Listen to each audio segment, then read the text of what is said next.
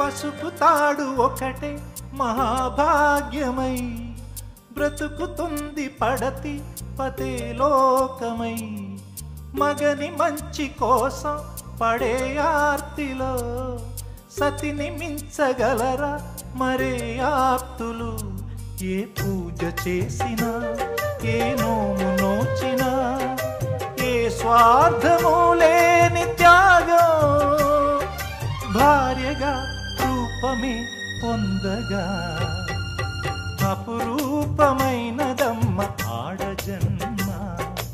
ఆ జన్మకు పరిపూర్ణత ఇల్లాలమ్మా